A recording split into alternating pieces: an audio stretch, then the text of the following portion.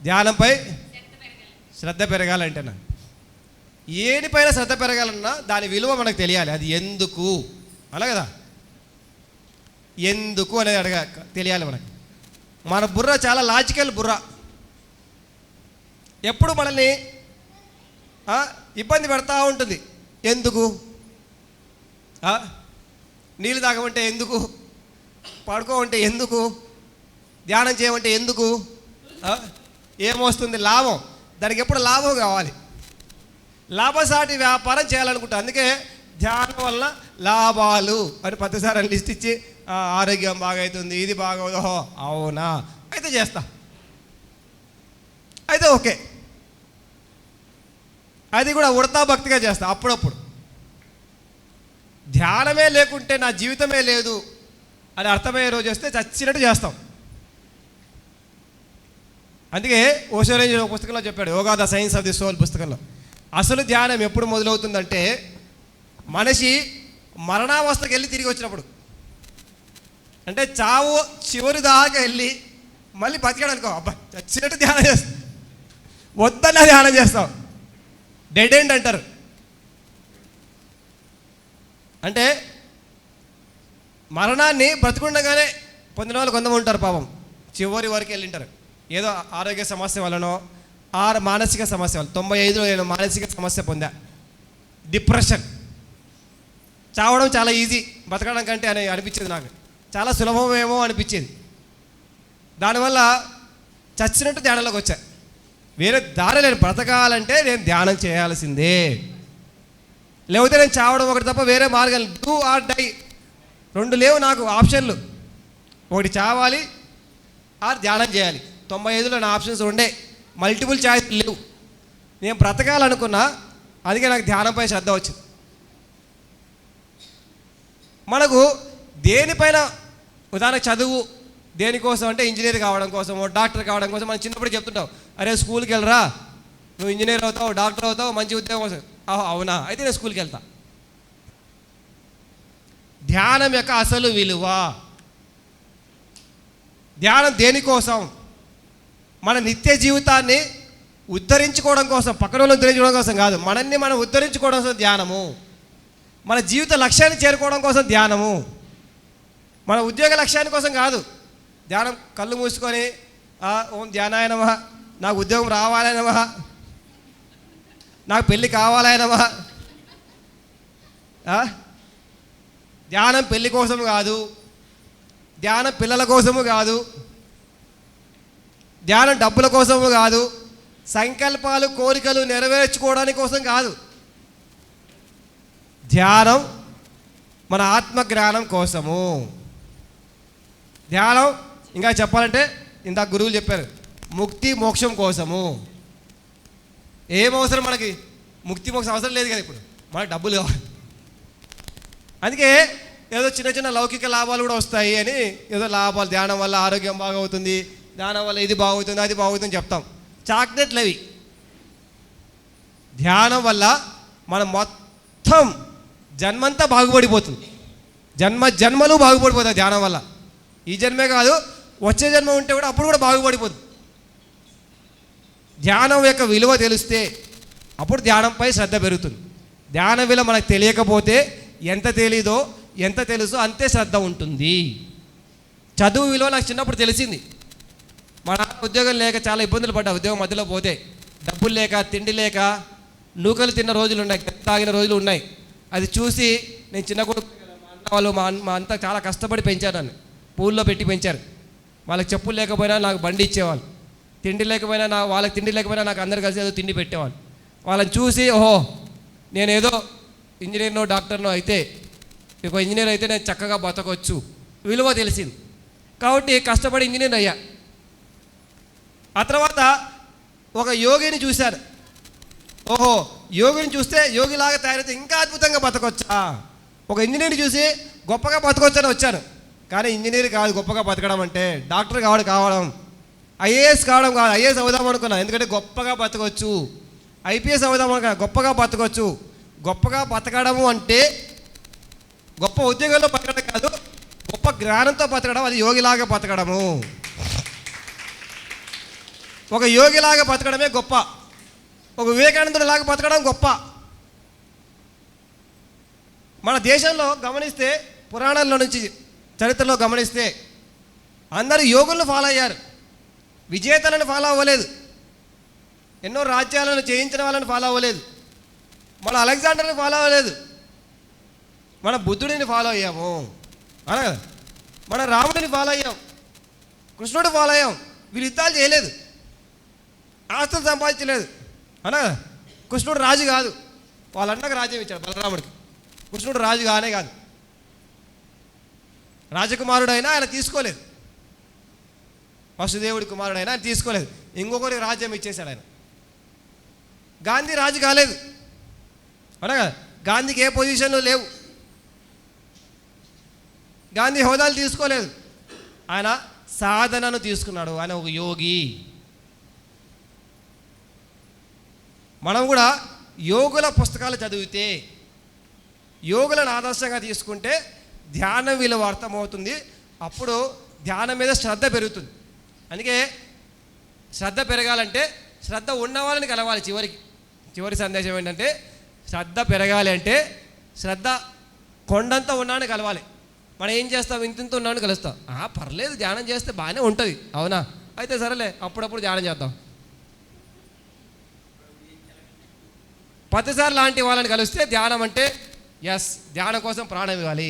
ఇలాంటి భిక్షమే గురించి ఎలాంటి వారో, లేకుంటే ఇలా యోగులని శుద్ధచేతనంద గురి లాంటి వాళ్ళు కలిస్తే, ఓహో ధ్యానము ఆధ్యాత్మికత తప్పనిసరి. 52 ఏళ్ళగా 40 ఏళ్ళగా 50 ఏళ్ళగా వాళ్ళు అంతగా చేస్తుంటే నేను ఇంత చేయలేనా? నేనేం వదులుకోలేదు. నేను మంచి సాఫ్ట్వేర్ ఇంజనీర్, 1-2 లక్షల జీతం వస్తుంది. వాళ్ళకి ఏమీ లేదు, గోచి తప్ప. ఎవరో ఇచ్చిన గోచి, అది కూడా వాళ్ళ సొంత గోచి కాదు, అది ఎవరో ఇచ్చిన గోచి అనా కదా.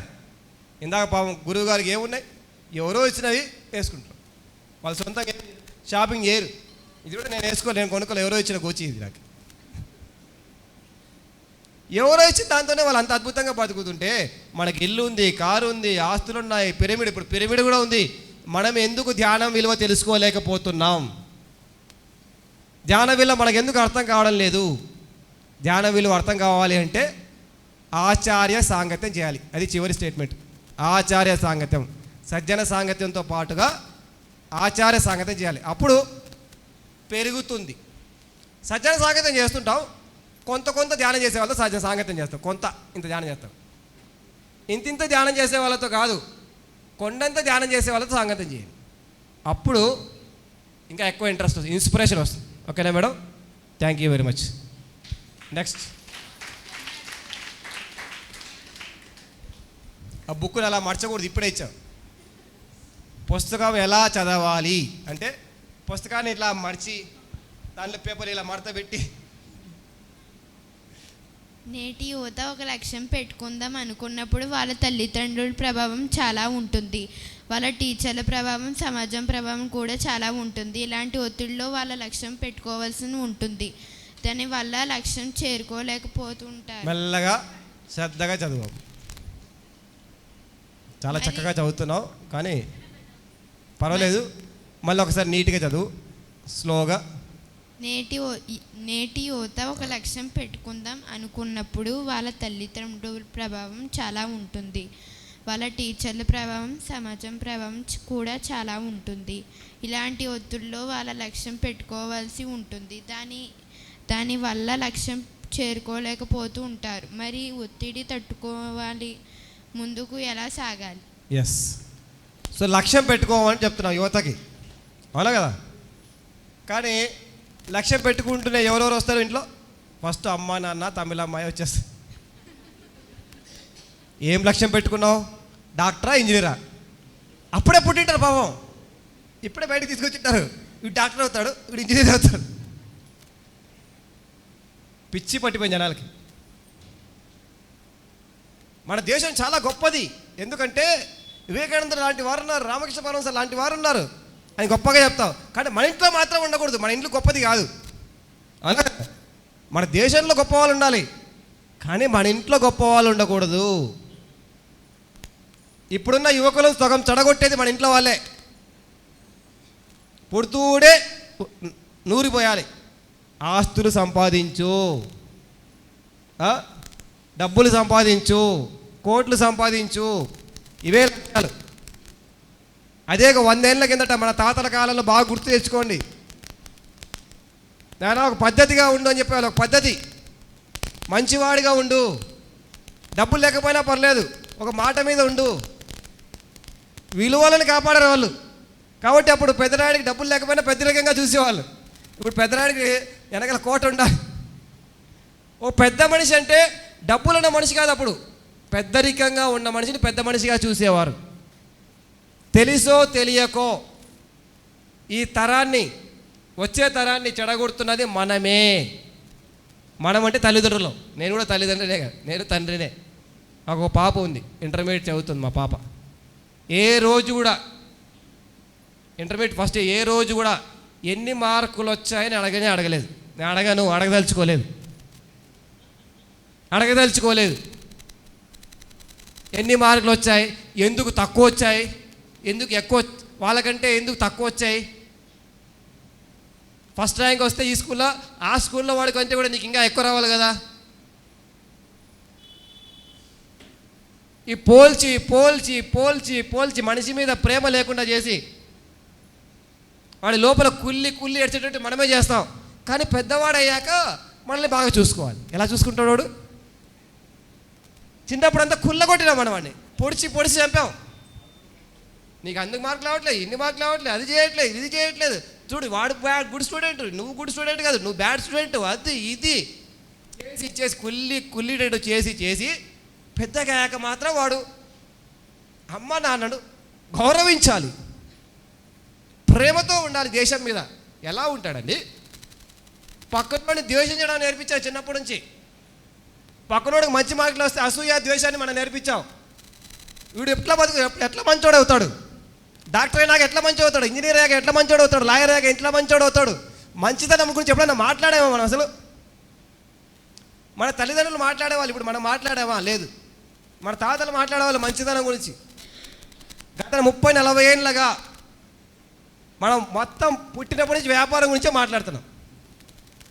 మార్కులు మార్కులు మార్కులు మార్కులు, లేదా డబ్బులు. మార్కులు అయిపోయాయి, ఉద్యోగం వచ్చింది, ఎంత జీతం వచ్చింది, వాడికి ఎక్కువ వస్తుంది, నీకెందుకు తక్కువ వస్తుంది? వాడు అమెరికా పోయాడు, నువ్వెందుకు పోలేదు? వాడు ఇల్లు కట్టాడు, నువ్వెందుకు కట్టలేదు? నువ్వేం చేస్తున్నావు? డబ్బుల్ని ధ్యానానికి తగలేస్తున్నావా? అవునా? సమస్య అంతా మనలోనే ఉంది.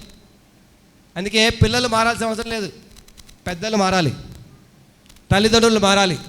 ఇప్పటికైనా తల్లిదండ్రులు పిల్లల్ని పీకదడం మానేయాలి, అప్పుడు పిల్లలు మారుతారు. సమస్య పిల్లల్లో లేదు, సమస్య మనలోనే ఉంది, మన అజ్ఞానంలోనే ఉంది. దశరథుడు మహాయోగి కాబట్టి రాముడు పుట్టాడు.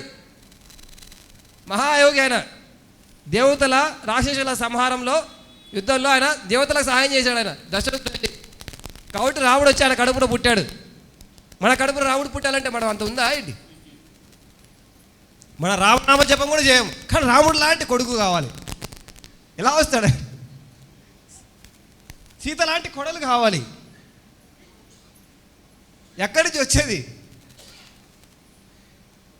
పిల్లలమైనా ఈ చదువులు గోల్స్ అనే ఒత్తిడిని ఇప్పటికైనా తగ్గించాలి. ఎందుకు చెప్తున్నా అంటే నేను ఆ బాధను భరించా, చాలా ఇబ్బంది పడ్డా. 95లోనే చచ్చిపోదాం అనుకున్నా, ఇంజనీరింగ్ సీట్ సాధించి కూడా. ఎందుకంటే ఇంజనీరింగ్ సీట్ వచ్చింది కానీ ఫస్ట్ ఇయర్ ఫెయిల్ అవుతానేమో అని డౌట్ వచ్చింది. ఫెయిల్ అవుతే ఏం చేయాలి? మగం చూపించుకోలేను. అప్పటి వరకు స్కూల్ టాపరు, కాలేజ్ టాపరు. అలాంటి వాడే ఫెయిల్ అవుతే ఇంట్లో ముఖం చూపించుకోలేను కదా. కాబట్టి కొండ ఎక్కి జగన్నాథ్ గట్టకి దూకేద్దామని చాలాసార్లు వెళ్ళా. మా కాలేజీ పక్కనే ఉంటారు, పుల్లారెడ్డి కాలేజ్ పక్కనే కొండ ఒకటి ఉంటుంది, ఆ పైకి వెళ్ళి దూకేద్దామని చాలాసార్లు వెళ్ళా. అమ్మకి చెప్పుకోలేను, నాన్నకి చెప్పుకోలేను నా బాధ ఏంటో. వాళ్ళకి మార్కులు కావాలి, నేనొద్దు. ర్యాంకులు కావాలి, నేనొద్దు. కేర్ ప్రతిష్టలు కావాలి. మా వాడు చాలా ఐఏఎస్ అయిపోయాడు, చాలా గొప్పవాడు, చాలా గొప్పవాడు అంటే ఊర్లో పేర్లు కావాలి, నేనొద్దు. నా మంచితనం వద్దు, ఏమొద్దు. ధ్యానంలోకి వచ్చాక తెగించా. వాళ్ళు ఏమైనా అనుకోని, నేను ఇంతే, నేను వివేకానందుని ఫాలో అవుతాను. ఫెయిల్ అయినా పర్వాలేదు, నేను వివేకానందుని ఫాలో అవుతాను. నేను రామకృష్ణ పరమహంసని ఫాలో అవుతాను, ఫెయిల్ అయినా పర్వాలేదు. రమణ మహర్షిని ఫాలో అవుతాను. నేను పుస్తకాలవన్నీ పట్టుకొని వెళ్తుంటే ఇంట్లో వాళ్ళు అడిగేవాళ్ళు, ఏం రా సన్యాసం అయిపోతావు అంటే, అయిపోతాను పర్వాలేదు, బ్రతుకుండడం కావాలి కదా, సన్యాసి అయితే ఏమంట, మనిషి బ్రతుకుండడం కావాలా, సన్యాసి అయినా బ్రతుకుంటుంటే చాలు కదా. ఆహా, మన వాళ్ళు చచ్చిపోయినా పర్లేదు, మార్కులు కావాలి మనకి. పిల్లలు పాపం ఒత్తిడికి తట్టుకోలేక చచ్చిపోతున్న దానికి కారణం ఎవరు? టీచర్లు, పేరెంట్స్. టీచర్ల ఒత్తిడి, ఎందుకంటే స్కూల్కి మంచి పేరు కావాలి. తల్లిదండ్రుల ఒత్తిడి, మా వాడు ఏమైనా పర్లేదు, మా వాడికి ఆ ర్యాంక్ రావాలి, ఈ ర్యాంక్ రావాలి. మనిషిగా బ్రతకడం నేర్పించండి. అది అందరికీ పాద నమస్కారాలు చేసి రిక్వెస్ట్ చేస్తున్నా. పిల్లలని మనిషిగా బ్రతకడం నేర్పించండి. మానవత్వం ఉన్న మనిషిగా బ్రతకడం నేర్పించండి. మరి ఇలాంటి తల్లిదండ్రులు, ఇలాంటి సమాజం ఉన్న చోట పిల్లలు ఏం చేయాలి? తెగించాలి. మనిషిగా బ్రతకడం కోసం తెగించాలి. నేను తెగించా, 95లో తెగించా. మా అమ్మ మాట నేను వినలేదు, ధ్యానం చేసే తీరుతా, నేను సరైన దారిలో వెళ్తా, నేను మంచి దారిలో వెళ్తా, ఎవరేమనుకున్నా పర్వాలేదు. మా బంధువులు వదిలేశారు నన్ను, పర్వాలేదు. కాలేజీలో క్లాస్మేట్స్ వదిలేశారు, పర్వాలేదు. ఎందుకంటే వీడంతా ధ్యానం అంట, వీడేదో మంచి అంటాడు, ఎప్పుడు చూస్తా మౌనం అంటాడు, శాంతి అంటాడు, ప్రశాంతంగా ఉండాలంటాడు. అంతకుముందు కొట్టేవాడిని, ముందు రారా తొడగొట్టి, నేను సీమలో పుట్టాను, నేనే సీమలో పుట్టాను, కొట్టేవాడిని అందరిని. అప్పుడు కొట్టేవాడు, ఇప్పుడేమో మెత్తగా ఉంటాడు, ఇప్పుడు వినమ్రంగా ఉంటున్నాడు. ఏంటి? కొట్టేవాడు కావాలా జనాలకి, తన్నేవాడు కావాలా, ఆర్ బుద్ధుడు లాంటి వాడు కావాలి. నేను బుద్ధుడి దారిని ఎంచుకున్నా, నా దారిని అందరూ వదిలేశారు, పర్వాలేదు. అప్పుడు వదిలేశారు, ఇప్పుడు ఎన్ని లక్షల మంది ఉన్నారో ఎక్కడికి పోయినా నా వాళ్ళే. సరికాని వాళ్ళు మన వాళ్ళైనా వదులుకోవచ్చు, తప్పేం కాదు. సరికాని వాళ్ళు మన తల్లిదండ్రుల, మన ఇంట్లో వాళ్ళ, మన పక్కింటి వాళ్ళ, మన ఊరు వాళ్ళ, సరికాని వాళ్ళైతే వదిలేద్దాం. అహింసా మార్గంలో, సరైన దారిలో, సరైన లక్ష్యం పెట్టుకొని వెళ్దాము. కొద్ది రోజులు తిట్లు పడితే పట్టవచ్చు కాక, తిట్టుకొని కొద్ది రోజులు మనల్ని వెలివేస్తారు, వదిలేయని పర్వాలేదు. సరైన దారిలో వెళ్దాం, అహింసా మార్గంలో వెళ్దాం, మంచి దారిలో వెళ్దాం, మంచి లక్ష్యంతో వెళ్దాం. లక్ష్యం అంటే ఉద్యోగ లక్ష్యం కాదు, జీవిత లక్ష్యము. జీవితం ఎలా జీవించాలి అనేది ఒక లక్ష్యం. ఉద్యోగం రేపు వచ్చేస్తుంది, ఆ తర్వాత డాక్టర్ రేపు అయిపోతావు, ఆ తర్వాత ఇంజనీర్ రేపు అయిపోతావు, ఎన్ని కూల కొడతావో. అలా కదా, కూల కొట్టడానికి కూడా ఇంజనీర్లు కావాల్సిన అవసరం లేదు. మనిషిగా బ్రతకడానికి కోసం ప్రయత్నం చేయాలి. మనిషిగా బ్రతకడమే ఇప్పుడు లక్ష్యం. ఇంకా వీలైతే బుద్ధుడిగా బ్రతకడం మన లక్ష్యం. అది మన జీవిత లక్ష్యం. దానికోసం ఎవరిని వదులుకున్నా పర్లేదు, ఎంత తెగించినా పర్లేదు. బుద్ధుడు తెగించాడు, రాజ్యాన్ని వదిలేశాడు. రాముడు తెగించాడు, వాళ్ళ నాన్న మాట కోసం రాజ్యాన్ని వదిలేశాడు. కృష్ణుడు తెగించాడు, అందుకే వాళ్ళంతా గొప్పవాళ్ళు అయ్యారు. మనం కూడా మంచి మార్గంలో వెళ్ళడానికి తెగించాలి. కొన్నీ త్యజించాలి. త్యజించాలంటే వదిలేయడం. నీ దారి నీది, నా దారి నాది, పర్వాలేదు, నేను మంచి దారిలోనే వెళ్దాం అనుకుంటున్నా. ఓకేనా? Thank you very much. Next. Yes sir. ధ్యానంలో వచ్చే అనుభవాలు సరైనవా కాదా? మీ అంతరాత్మ ఏం చెప్తుంది అది వినండి. అవునా కదా? పక్కనోడు చెప్పేది ఏం అవసరం లేదు మనకి. నేను ధ్యానంలో కూర్చున్నా, ఇప్పుడు నాకు చుక్క కూడా కనిపించలే, 30 ఏళ్ళు అయిపోయింది. సరైనదే. ధ్యానంలో కూర్చొని ఏదో ఆలోచిస్తూ ఏదో ఇమాజిన్ చేసుకుంటే అది ఇమాజినేషన్. ఏ ఇమాజినేషను లేదు. మనకు మనము ప్రత్యేకించి నాకేదో కనబడాలి. నేను చిన్నప్పుడు ధ్యానంలోకి వెళ్ళినప్పుడు అందరు అనుభవాలు చెప్పేవాళ్ళు. నాకు కృష్ణుడు వచ్చాడు, నాకు రాముడు వచ్చాడు, నాకేదో కనిపించింది, నేను అలా ఎగురుకుంటూ పోయాను. అవునా, నాకు కూడా కనబడతాయి, ఇలా కూర్చున్నామని. కనబడని చెప్పేవాడు. అంటే ఊహించుకోవడం. వాళ్ళకి నిజంగా వచ్చింది, వాళ్ళు చెప్పింది విని నేను ఊహించుకుంటే అవును వచ్చింది. వీళ్ళు అడుగుతున్నారు కదా, చెప్పాలి నేను. మళ్ళీ లేచి ధ్యానంలో నుంచి లేచి వెళ్తున్నా వాళ్ళు అడుగుతారు, నీకేం కనిపించింది అడుగుతారు.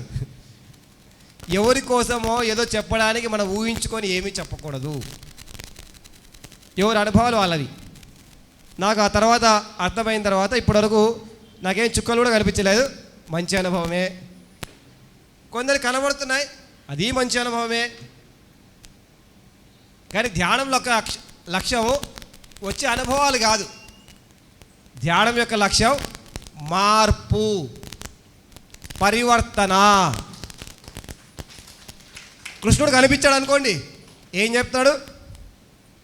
అర్జునుడికి చెప్పింది మనకి చెప్తాడు, నాయనా యోగివి కా, నీ ధర్మాన్ని నువ్వు పాటించు. ఆల్రెడీ చెప్పాడు కదా, చేస్తే అయిపోయి కదా. మళ్ళీ ప్రత్యేకించి వచ్చి కృష్ణుడు కనిపించి చెప్పాలి మనకి. ఆల్రెడీ భగవద్గీతలో చెప్పాడు, ఆల్రెడీ ఉపనిషత్తుల్లో కొంతమంది యోగులు చెప్పారు, ఆల్రెడీ బుద్ధుడి యొక్క పుస్తకాలు ఉన్నాయి, ఆల్రెడీ వివేకానంద పుస్తకాలు ఉన్నాయి. పాటిస్తే అయిపోయి కదా. పరివర్తన, ట్రాన్స్ఫర్మేషన్. ధ్యానం యొక్క అంతిమ లక్ష్యం ఏంటంటే సెల్ఫ్ ట్రాన్స్ఫర్మేషన్. అనుభవాలు కాదు, అనుభవాలు కూడా దేనికోసం అంటే ట్రాన్స్ఫర్మేషన్ కోసం, మనం మారడానికి, మన ఆత్మజ్ఞానం వైపు, బ్రహ్మజ్ఞానం వైపు, ఆ యొక్క జ్ఞానంతో జీవించడం అనే ఒక దారిలోకి వెళ్ళడం కోసమే అనుభవాలు. అన్ని అనుభవాలు సర్వానుభవాలు. సో మీకు వచ్చే అనుభవం మిమ్మల్ని మార్పు వైపు తీసుకెళ్తుందా, ఆరు మిమ్మల్ని అహంకారం వైపు తీసుకెళ్తుందా చెక్ చేసుకోండి. నాకు థర్డే ఓపెన్ అయింది. ఇప్పుడు నేను పెద్ద థర్డే మాస్టర్, నేను మీకంటే ఇప్పుడు గొప్పవాడిని, ఎందుకంటే నేను థర్డే మాస్టర్. నేను ఇప్పుడు హాస్టల్ ట్రావెల్ చేసి వచ్చా కాబట్టి మీకంటే గొప్పవాడిని. నేను ఇప్పుడు ఎన్నో పుస్తకాలు చదివాను కాబట్టి నేను కొంటే గొప్పవాడిని. నిన్న చివటం అమ్మ దగ్గరికి వెళ్తే అక్కడ ఒక ఫస్ట్ లైన్ ఉంది, తత్వమసి అని. నాకు చెప్పారు కదా, తనను తాను మసి చేసుకున్నవాడు తత్వమసి అని ఉంటాడు. మసి చేసుకున్న అంటే ఈగో, అహంకారాన్ని మసి చేసుకున్నవాడు, నేను మసి చేసుకున్నవాడు తత్వమసిని అర్థం చేసుకోగలుగుతాడు. ఎంత చక్కగా చెప్పింది ఆవిడ. మనకు అహంకారాలు, నేను సీనియర్ ధ్యానిని, నేను చాలా పుస్తకాలు చదివేశాను, నేను చాలా వయసులో పెద్దవాడిని, నేను చాలా చదువుకున్నవాడిని, నేను చాలా డబ్బు ఉన్నవాడిని, చాలా హోదా ఉన్నవాడిని. ఏ నేను ఉన్నా అది తాడే వల్ల, అనుభవాల వల్ల వచ్చిన నేనున్నా, బయట వల్ల వచ్చిన నేను, అన్నీ ఇందాక అన్నారు గురుగారు. ఇంకా ఆధ్యాత్మికంలోనే అహంకారాలు ఎక్కువైపోయాయి. బయట కొంచెం పర్వాలేదు, వాళ్ళ అహంకారాలుగా కనబడుతున్నారు, లోపల కనబడకుండా ఉండే అహంకారాలు ఎంత దాచిపెట్టుకునే అహంకారాన్ని చాలా నటిస్తూ ఉంటారు. నేను చాలా మంచిది అని, చాలా మంచివాడు. ఒక్కసారి ఎవరి వారు వెరిఫై చేసుకోవాలి. ధ్యానం ద్వారా, ధ్యాన అనుభవాల ద్వారా, జ్ఞానం ద్వారా తెలియకుండానే అహంకారంలోకి వెళ్తున్నామా చెక్ చేసుకోవాలి. చెక్ చేసుకొని అహంకారాన్ని తగ్గించుకోవడానికి ట్రై చేయాలి. అది. Thank you very much. పరివర్తన అంటే ఎస్. నెక్స్ట్, అబ్బో, మనసుతో మాట్లాడటం ఎలా?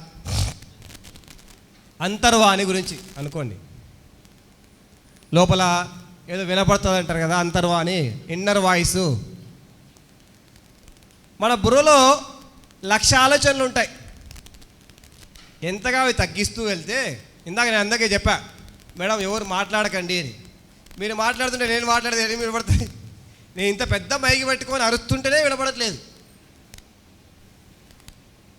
మరి లోపల 1,00,000 ఆలోచనలు పెట్టుకుంటే మన అంతరాత్మ ఏదో చెప్తుంటుంది.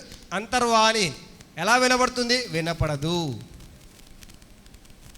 అందుకే ఒకటే లక్ష్యము.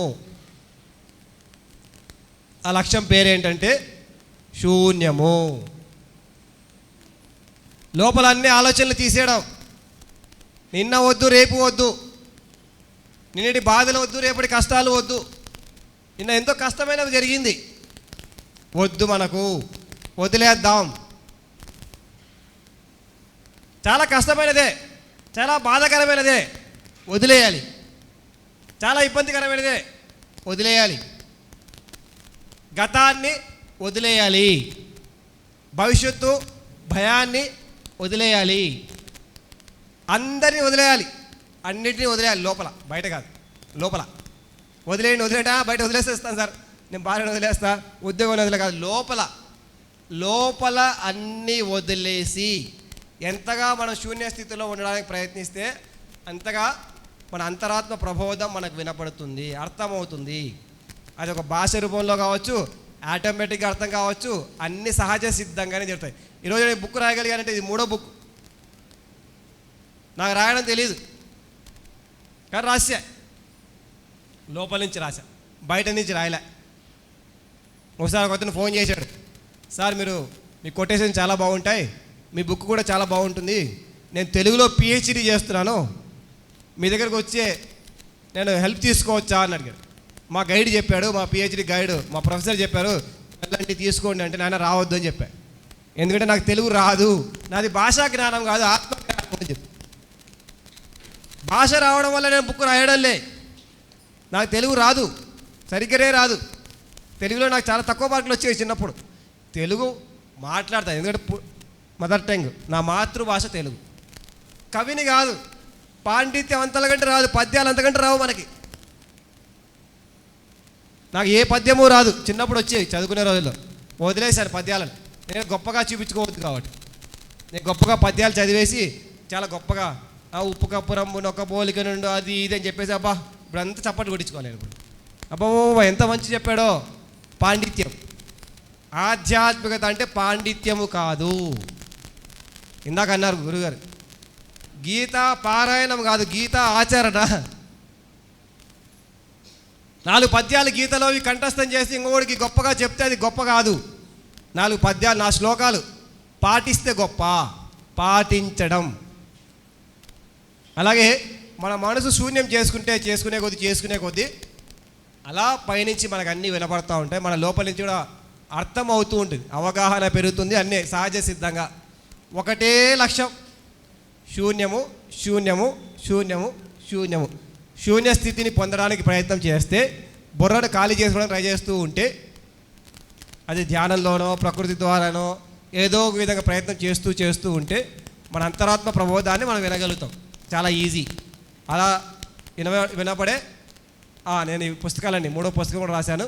ఇది పార్ట్ 1, పార్ట్ 2, పార్ట్ 3, పార్ట్ 4, ఎన్ని పార్ట్లు వస్తాయో తెలీదు. ఆల్రెడీ ఇంకా కొన్ని పుస్తకాలు మైండ్లో ఉన్నాయి. సాధ్యమని, జ్ఞానమని, మళ్ళీ పత్తిసారి గురించి కూడా ఒక పుస్తకం రాయబోతున్నాను. నేను దర్శించిన పత్రిజీ అంటే నేను పత్తిసారిలో ఏం చూశాను అన్నది.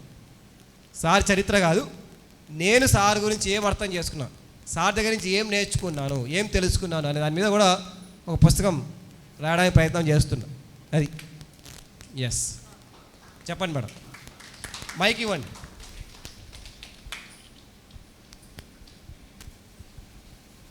సార్, ధ్యానం చేస్తుంటే ధ్యానంలో అనుభవాలు అయ్యి వస్తూ ఉంటాయి అంటారు సార్. నాకు ఎటువంటి అనుభవాలు రావు సార్. అయినా 3 గంటలకు చెప్పి కూర్చుంటాం. ఆ కూర్చుంటే నేను నిద్రపోతున్నానో లేకపోతే ధ్యానం చేస్తున్నానో నాకు తెలియదు, కానీ పక్కన ఏం జరిగింది కూడా వినిపిస్తూ ఉంటాయి. అన్నీ ఏవైనా జూమ్ క్లాసులు గట్రా అన్నీ కూడా వినపడుతూనే ఉంటాయండి పక్కన మా బాబు చేస్తుంటే. కానీ నేను ఏం చేస్తున్నాను అన్నది నాకు తెలియట్లేదు. ధ్యానం చేస్తున్నాను, ఏ అనుభవం వచ్చే అవసరం లేదు. ఇందాక చెప్పాను, నేను 30 ఏళ్ళు అయింది, నాకు ఏ అనుభవం లేదు అసలు ఏమి. చాలు ధ్యానం చేయాలి, సమయమే సాధన. ఎవరు చెప్పారు? పత్తిసారి చెప్పారు. అనుభవాలే సాధన అని చెప్పలేదు, ధ్యాన అనుభవాలు సాధన అని చెప్పలేదు సార్, అవునా కదా? ధ్యానానికి సమయం ఇవ్వడమే సాధన. వేరేవన్నీ వినపడుతున్నాయంటే మీరు నిద్రలో లేరు, అవునా కదా? గురక పెట్టట్లే కదా. అంటే మీరు ధ్యానంలోనే ఉన్నారు, ఏ అనుభవము అవసరం లేదు. వస్తే మంచిది, రాకపోయినా మంచిదే. ఎవరికో వచ్చాయి కదా, అవసరం లేదు. ధ్యానం చేశాం, రెండో పని ఏం చేయాలి? జ్ఞానం తీసుకున్నాం, అవునా కదా? సజ్జన సాంగత్యం ద్వారా ఆచార్య సంగత్యం పాటించాలి, అంతే. ధ్యానము ప్లస్ జ్ఞానము ఈక్వల్ టు ముక్తి. ధ్యానము ప్లస్ ధ్యాన అనుభవాలు ఈక్వల్ టు ముక్తి కాదు.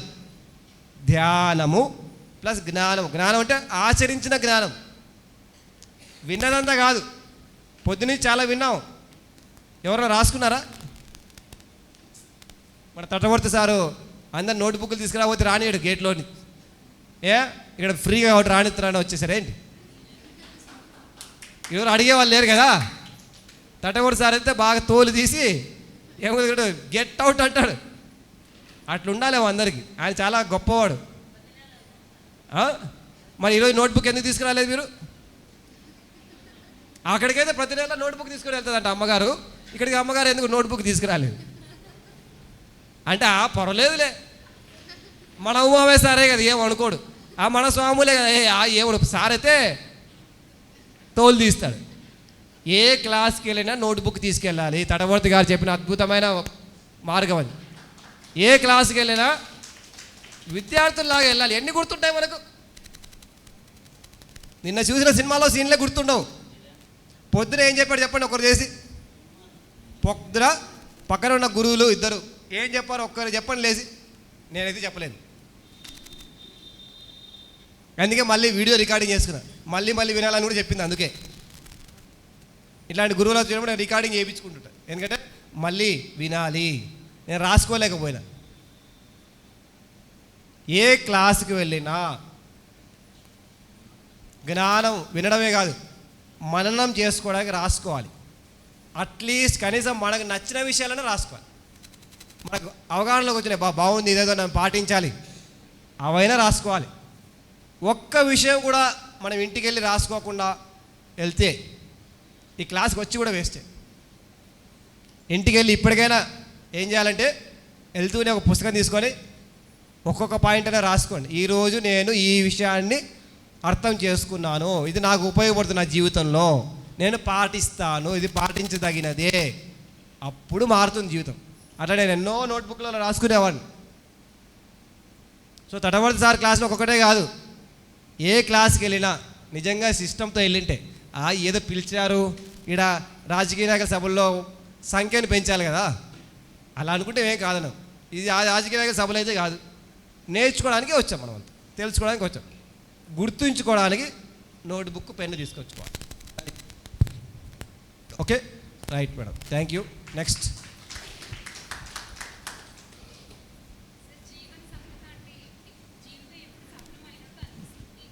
మైక్ ఇవ్వండి. నమస్తే సార్. ప్రశ్న, జీవన సఫలత అంటే ఏమిటి? జీవితం ఎప్పుడు సఫలం అయినట్టు అనిపిస్తుంది? పెద్ద పెద్ద పదాలు వాడుతుంటాం. జీవితం సఫలం కావాలి, లైఫ్ ఫుల్ఫిల్మెంట్ కావాలి, పుట్టిన ఉద్దేశం నెరవేరాలి, జీవన సాఫల్యం అని ఇప్పుడు వాడేవాళ్ళు. అప్పట్లో వాడలేడు, ఇప్పుడు ఆ పదం కూడా తెలియదు చాలామందికి.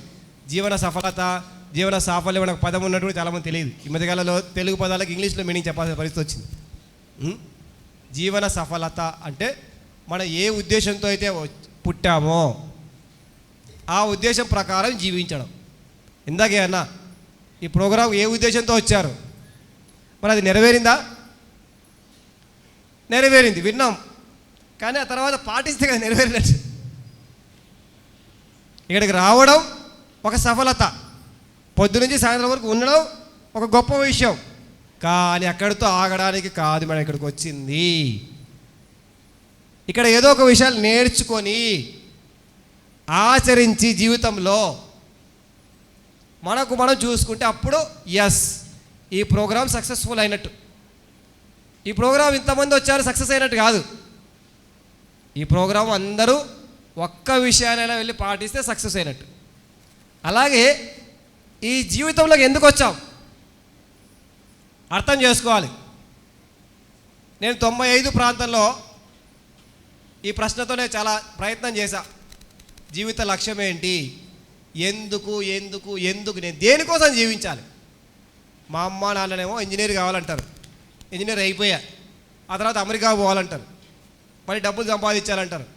పక్కింటి వాళ్ళు ఏమో కాంపిటీషన్ అంటారు, ఇంకోటి సాఫ్ట్వేర్కి వెళ్తే బాగుంటుంది అంటాడు, ఇంకోటి ఇండస్ట్రియలిస్ట్ వెళ్తే బాగుంటుంది అంటాడు. ఎవరెవరో వాడికి వచ్చింది వాళ్ళు చెప్తా ఉన్నారు. నేను దేనికోసం పుట్టా, నేనేం చేయాలి?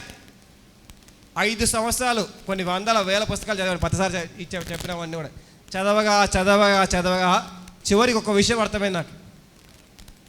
ఇందాక మార్నింగ్ భిక్షమే గురూజీ గారు చెప్పారు, మనము దేవుళ్ళము, మనం పుట్టింది దేవుళ్ళగా అవ్వడానికి.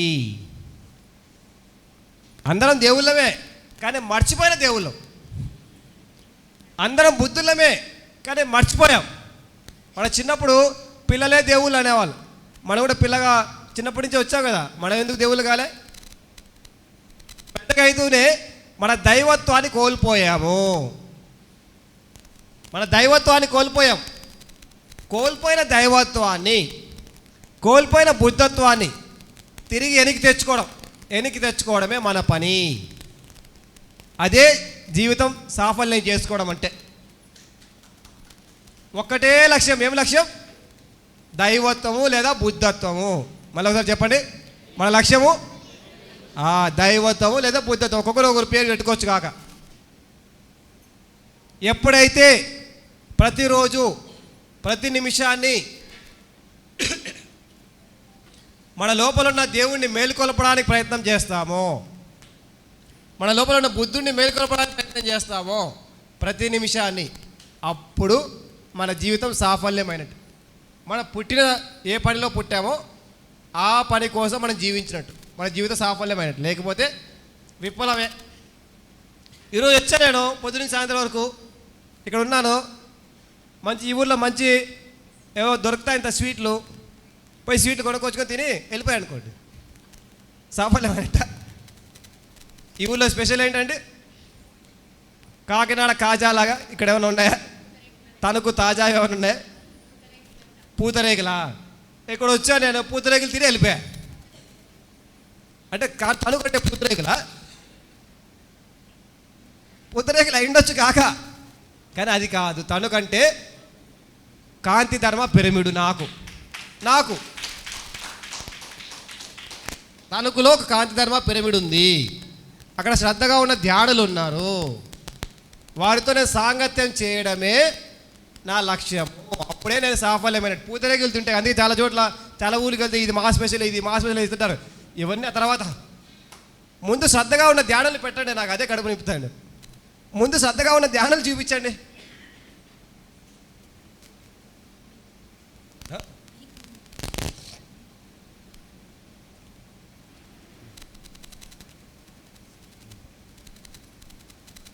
ముందు శ్రద్ధగా ఉన్న ధ్యానాలు చూపించండి. అదే నా కడుపు. పొద్దున్న లేచి మంచి కాఫీ ఇచ్చాము సార్ అంటే వద్దు. మంచి టిఫిన్ పెట్టామంటే పెట్టినా పెట్టకపోయినా పర్వాలేదు. ఎవరు కావాలి నాకు? ఇక్కడ ధ్యానులు కావాలి. తణుకంటే ధ్యానులు, పూతరేకులు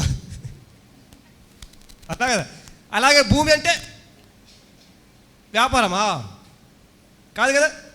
భూమి అంటే ఇంజనీరా? భూమి మీదకి వచ్చావు, ఇంజనీర్ కావడానికి వచ్చావా? డాక్టర్ కావడానికి వచ్చావా? వ్యాపారం చేయడానికి వచ్చావా?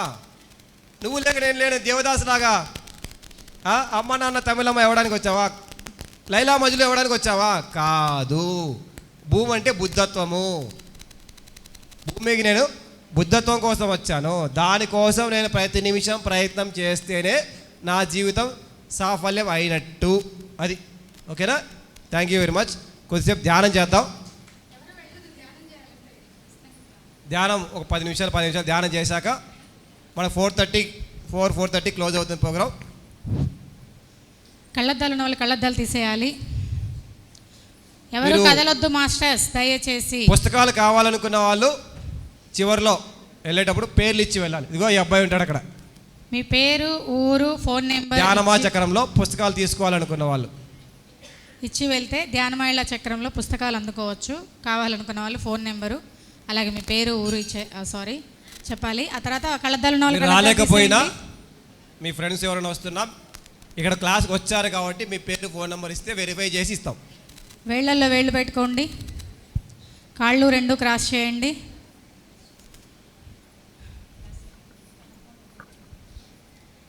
ధ్యానం అంటే శ్వాస మీద ధ్యాస. ఎవ్వరు మాట్లాడకూడదు మాస్టర్స్.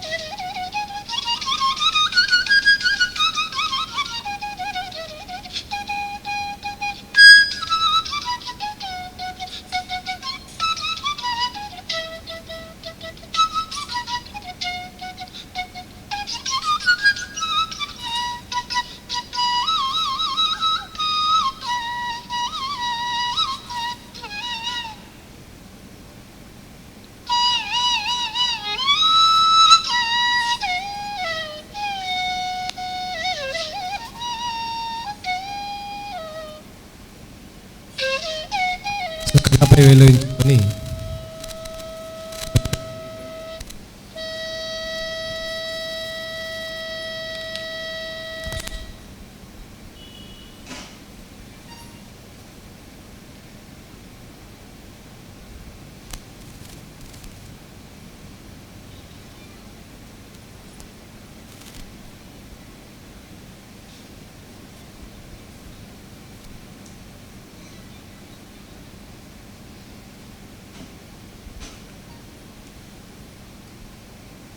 కళ్ళపై వేలు ఉంచుకొని మెల్లగా కళ్ళు తెరుతాం.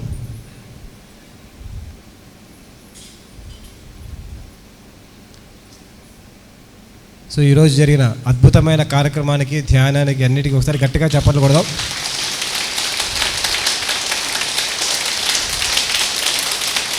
కాంతి ధర్మ పిరమిడ్ ట్రస్ట్ వారందరికీ గట్టిగా మన గురువుగారైన బ్రహ్మశ్రీ పితామహ పత్రిజీ గారికి గట్టిగా చెప్పట్లు. స్వర్ణమాల పత్రి గారికి గట్టిగా చెప్పట్లు. ఈరోజు మనకెంతో దూరం నుంచి వచ్చి ఎంత అద్భుతమైన జ్ఞానాన్ని అందించిన గురువులకు ఒకసారి గట్టిగా చెప్పట్లు. సుజిత చైతన్యజీ గారికి, భిక్షమయ గురూజీ గారికి గట్టిగా చప్పట్లు కొట్టుకుంటూ ఈరోజు అద్భుతమైన అవకాశం ఇచ్చారు. అద్భుతమైన పుస్తక ఆవిష్కరణ మరియు గురు సాంగత్యం. రంగారావు గారు, ఎస్. సో ఇలాంటి మరిన్ని అద్భుతమైన ప్రోగ్రామ్స్ మళ్ళీ జరుపుకుందాం. పుస్తకాలు ధ్యానమాచకరణలో కావాలి అనుకున్న వారు అక్కడ పేర్లు ఇచ్చి తీసుకోవచ్చు. దాదాపుగా 1000 పుస్తకాలు ప్లాన్ చేసాం అక్కడ ఫ్రీగా ఇవ్వడానికి.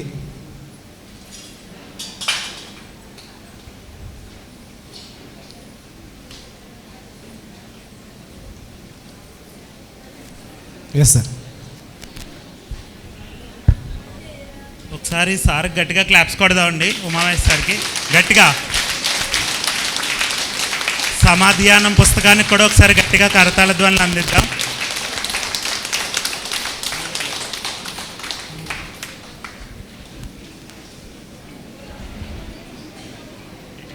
అందరికీ మళ్ళీ అనౌన్స్ చేస్తున్నాను, 15వ తారీఖు పెరవల్లో శాఖాహార ర్యాలీ ఉంది. అందరూ తప్పకుండా అటెండ్ అవ్వండి. అలాగే 15వ తారీఖున పెనుమంట్ర గ్రామంలో భూపతిరాజు శ్రీనివాసరాజు గారు, సాయి గీత దంపతులచే వారి భవనంపై నిర్మించిన బ్రహ్మర్షి పితామహ పత్రిజీ పిరమిడ్ ధ్యాన మందిరం 2వ వార్షికోత్సవం జరుగుతుంది. 15వ తారీఖు ఉదయం 9 గంటల నుండి గణేష్ గారి బృందంచే సంగీతనాద ధ్యానము, సజ్జన సాంగత్యం ఉంటుంది. ప్రతి ఒక్కళ్ళు అటెండ్ అవ్వండి, మర్చిపోద్దు. అలాగే కుర్చీలు వేసేటప్పుడు ఏ కలర్ కుర్చీలు అవి విడివిడిగా పెట్టాలి. White, cream colour. Thank you.